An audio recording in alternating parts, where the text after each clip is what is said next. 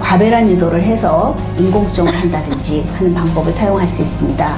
그리고 세 번째는 시험관 아기 시술을 얘기할 수 있습니다. 그래서 난자와 정자를 체외에서 배양하고 수정시켜서 또 배아 이식하는 방법이 있습니다.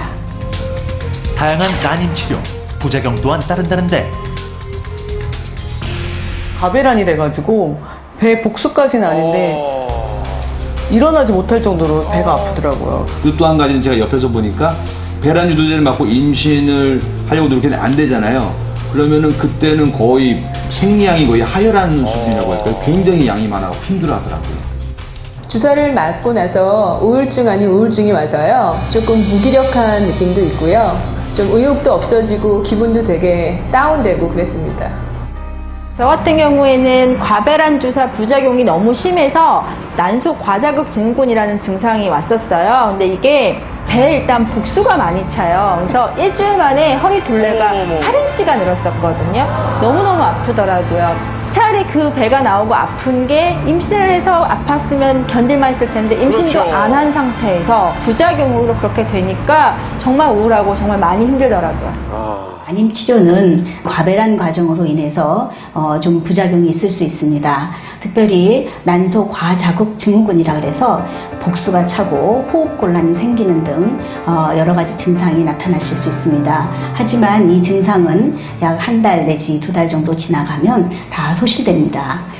두 번째로는 다태 임신을 들 수 있는데 다태 임신은 미숙아로 이어지기 때문에 위험성이 클 수 있습니다. 그렇다면 이들은 아이를 가지기 위해 어떤 노력을 했을까? 체온 변화를 아는 게 중요하다고 해서 체온도 매일매일 쟀고요. 그리고 심지어 그 과배란 주사 맞는 동안에 저희 할머니가 갑자기 돌아가셨었어요. 이제 상복을 입고 빈손을 지키는데도 시간이 되면 할 수 없이 그 주사통과 주사기를 들고 화장실 가서 혼자 주사를 놓고 그러면서 할머니는 돌아가셨는데 나는 내 아이를 얻기 위해서 이렇게 시간 맞춰서 주사를 맞아야 되는구나. 그게 참 서글펐던 기억이 있어요. 모든 일을 다 접고 집에서 아이 만드는 일에만 집중했습니다. 저런 부부들 많아요. 너무 답답하면 사람들이 그런 걸 하잖아요. 샤머니즘? 물좀 그런 것도 저는 성령으로 잉태하고 교회 가서 기도하고 제 아내는 점을 보러 다녔어요. 그런 것도 좀 봤었고 아내 비행하는 데까지 쫓아도 가봤습니다. 임신하려고. 승무원이었던 아내의 비행을 쫓아갔다? 난임이 되고 인공수정을 하면은 날짜에 부부관계를 꼭 해야 돼요. 아내가 그 병원에서 정해준 날이 있어요. 최소한 애를 갖기 위해서 한 3번의 시도는 해야 됩니다. 근데 어느 날 한 번 하고 해외 비행을 가요. 그러면은 나도 촬영이 급한 게 아니면 미뤄요. 가까운 몇 곳은 제가 쫓아다녔어요. 그래서 그 날짜 맞춰서 부부관계를 하기 위해서 따라간 거죠. 제가 홍콩도 따라가 봤고 말레이시아도 따라가 봤고 그리고 미국도 따라가 봤고. 사실은 난임 부분한테는 아무것도 아니에요. 많이 따라갔었네요. 네. 저 정도 노력하시는 분들 엄청 많아요. 만들어진 배아들을 그대로 이제 액체 질소 탱크에 넣어서 냉동을 시킨 채로 보관을 했었던 거죠.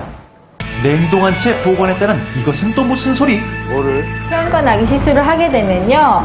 난자와 정자를 뽑아서 배아를 만든 다음에 한 3일에서 5일 후에 이렇게 다시 뱃속으로 이식을 해야 되거든요. 그런데 저 같은 경우에는 그 난소 과자극 증후군이 너무 심해서 의사 선생님한테 여기서 이식을 하면은 죽을 수도 있다는 말을 들었었거든요. 그래서 이제 시술을 중단했는데 그렇다고 만들어진 배아들을 어떻게 버릴 수는 없으니까요. 그거를 그대로 이제 액체 질소 탱크에 넣어서 냉동을 시킨 채로 보관을 했었던 거죠. 얼마나 기간이 걸려요? 제가 그게 좀 독특한데요. 첫 번째 아이는요. 그 냉동된 배아를 6개월 후에 녹여서 이식을 해서 얻었고요. 그리고 제 둘째, 셋째가 쌍둥이인데요.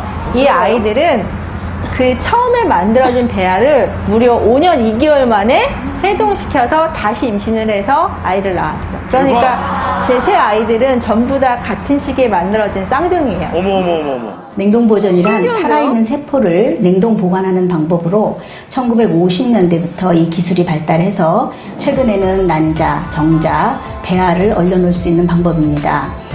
시험관 아기 시술 중에 많은 배아가 나오는 경우에는 일부 이식을 하지만 나머지 배아를 이렇게 동결 보관하여 다음번 시술에 사용할 수 있는 아주 좋은 방법입니다.